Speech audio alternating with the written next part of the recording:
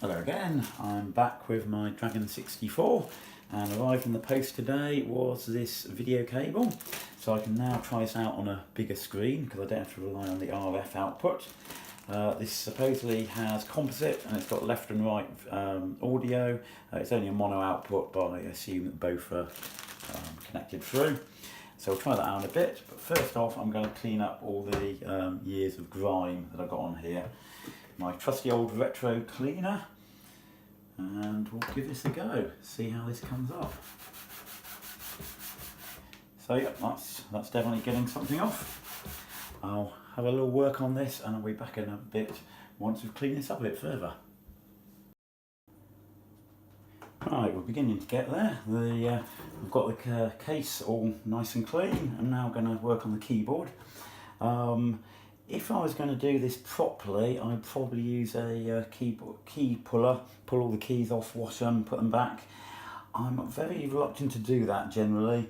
I've had the pegs that keys go on shatter on very old computers, and you've also got to remember where all the keys go, and it's quite time consuming. So generally I do a very light clean using a damp microfiber cloth, get it in between the keys and clean this way. That's the way I tend to do most keys, most keyboards, and it seems to work well enough.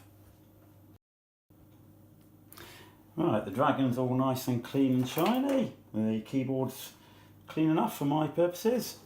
There is a little rattle in there. There's probably a little bit of plastic broken off, so I may open that up and investigate that. And it's always interesting to see what's inside things. First I'll clean up all the other cable, power supplies, joysticks. Joysticks are looking a bit poorly. They're missing all the feet apart from one here that's moved. The wires have come out from where they're supposed to be, so I'll see if I can fix that. And the power lead, the plug is just wired up wrong, so I'm going to fix that because it's a safety issue. That end's probably okay. It's not ideal, but there's probably not a lot I can do about that. Back soon. All of these cables are now clean, and joysticks. I'm now just cleaning up the sticky residue on the bottom of the joysticks using a bit of white spirit. Always got to be a bit careful with white spirit or other solvents because it can damage the surface of the plastic. But this is the bottom of the joystick, so I'm not terribly worried, and I'm just checking that it's not doing too much. So there's one out of the 4 feet left on one of the joysticks, so I've removed that because there's not a lot of point of that on its own. I've also noticed some interesting things about these joysticks. There's a rattle in this one, so I'm going to open that up, as well as the poorly attached cable here. But interestingly, there's a little bit of difference here, that they've got different fire buttons. So I don't know if one has had the fire button replaced, because that doesn't look like it's designed to go in there. That looks much more natural, so I'm guessing this has been replaced. Maybe that's why there's a problem with the cable. But the other thing is, this one has a plastic kind of shutter that kind of covers up the workings of the gimbal in there, whereas this one doesn't.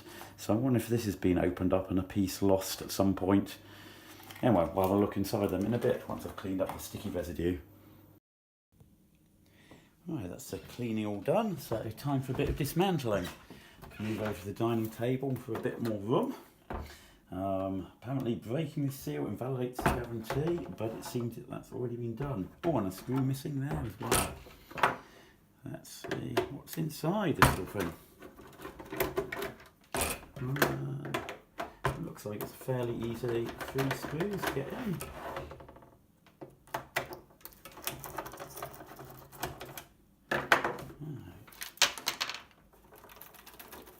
Sticker's holding that one in, I think it's loose. Let's see what we've got. There we go, that's pretty easy. Interesting. So, what's the loose bit that's been rattling? Something down there. It's a little kind of prismatic jewel kind of thing. So presumably something else from the house that it came from. So what we got in here? I see. Yeah, is that kind of a power supply, power regulator? Because I seem to remember that reading the transformer is just a transformer. It's so it keeps AC coming in, so then it's got to be rectified and regulated on here. So I guess that's the board that does it. It's got a TV modulator and some kind of power supply. Quite a few electrolytic capacitors there. Any sign of bulging? They're looking good as far as I can tell. No sign of leaking. So hopefully that's okay. There's a variable resistor there. Wonder what that is. That's going to be adjusting something to do with the video signal. I do wonder if there's any way of getting RGB out of this, because it only has a composite video output. I don't know. So, what have we got on the board here? 6809 there's the processor. I'm guessing those are ROMs there. They're socketed with little hand labelled stickers. 81. Guess there's a date code. Serial number of the board 242214. Was that a revision of the board? What a relay, I guess that's for the cassette output. So not a lot else to look at there, but it's kind of interesting. Oh, there's a jumper down there. I wonder what that affects. Anyway, that's enough looking inside there. So that was the cause of our rattling, was that little jewel. I'll put that back together in a moment. While I've got the video running, let's have a look inside these joysticks. Keep those screws apart for the Dragon.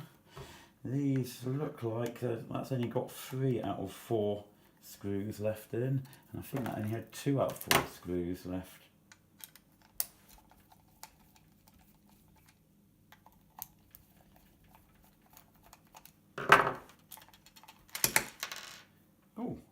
One was longer than the other. Where did that come from?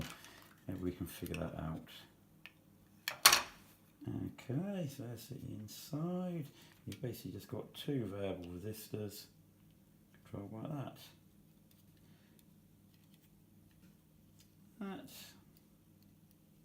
That button doesn't look too unoriginal, but I'm guessing that's been replaced. Here, all I'm really wanting to do is get that cable back in there. Now, can I tie a knot in there to be a kind of strain relief? Could be a bit tricky, but let's see what we can do. See, I might get the other one open, see what the other one uses for strain relief, and copy that. There's the 3 screws there. This then got 2 screws. So this is the one with the rattle. Let's see what's wrong with this one. 2 screws were in the two sides nearest the fire button. That was a short one there. And this is just a long or a short one there. Doesn't want to come out. I think that might be a long one. So the one on the right, as I looked at it, is a long one. Oh, that's all come loose. So let's see. Oh, hold over. That's what the rattle is. It's that's the plastic shutter protecting the gimbal there. I see. Right, okay. So that's solves the mystery. What happened to that? So that just goes in there. This has no strain relief on the cable, other than it looks as if it just gets clamped in there very tight, and that stops it moving. So we may be able to just replicate that. It looked like the case of the other one had been slightly damaged, so maybe that's why it comes out. Right, so put that together. A long one goes top right. So let's just see how they fit in. So that's interesting. That one goes into, keeps that in place. So it's only those 2 are long ones that keep the case closed, and the short ones keep the gimbal mount in place. So let's get that in first, or we can hold it in place.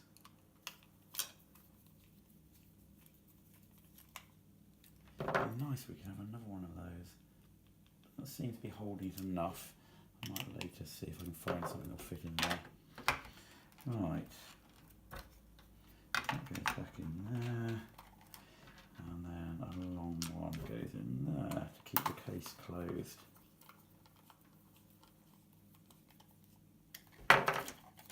No rattle, that seems to work. Oh, there's a bit of broken plastic there already. That from the forcing of it closed. Great. And this one. So we want to do that, the gimbal arrangement back up with the 2 short screws. Oh, no, that's not quite in the right place. There.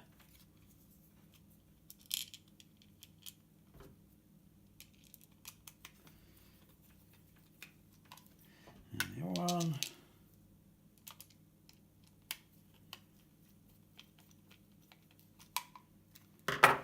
Then can we, I seem to remember that, yeah, the plastic's broken a bit there in the corner where the cable goes in, so maybe that's the problem. There's not enough plastic left to grip that to stop it from pulling out, and that's why it pulled out in the past. That's gripping a bit. Maybe I should put the long, we've only got one long screw, so maybe I should put it in that corner so it grips the cable. See how well that keeps together if I do that one. Be good if I could find a replacement cable screw. Oh, that's not biting. So that's why that screw's been lost. I have to go in that corner.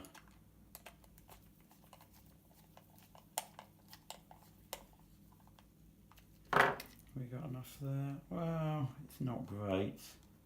Let's see if I can tie a knot in it for strain relief.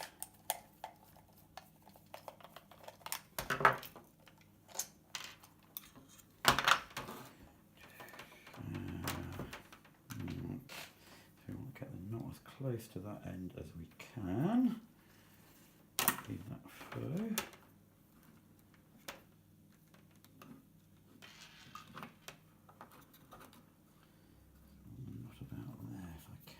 Get one. Might be too big to fit in the case, but hopefully that'll be okay. Right, get close if I can. Right, let's try that. Need to not interfere with the mechanics.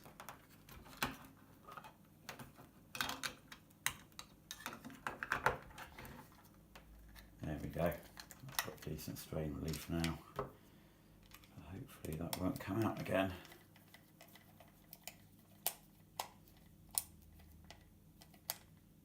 Cool.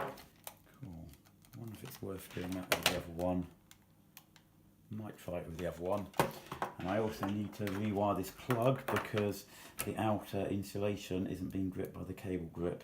So you've only got one layer of insulation instead of 2 between me and the mains, so that's going to be fixed. But I'll do those off camera, come back in a moment. Well, I've just opened up this this mains plug. Not only is the cable clamp not on the outside insulation, the earth wire is just hanging loose. That's awful. That needs fixing. So that's all this this lot all reassembled. I managed to find some spare screws in my trusty little screw drawer that I could fit the gimbal back in there, and some long screws that were slightly bigger, so we're able to bite into the plastic and get both of these back together again, so that's good. Fixed the plug, adjusted the cable grip so that it grips the insulation, reattached the earth pin, and I found the neutral pin was also coming very loose, so that's fixed. And the Dragon itself is back together, and again I managed to find a screw that was a close enough fit that I've got all 4 screwed together. I've got a cup of tea, I've fed the cat, so now it's time to plug it all in, see if it all works. But that video is getting quite long enough already, so I'm going to split it now. So watch out for the next video where you'll see it actually all working again, hopefully.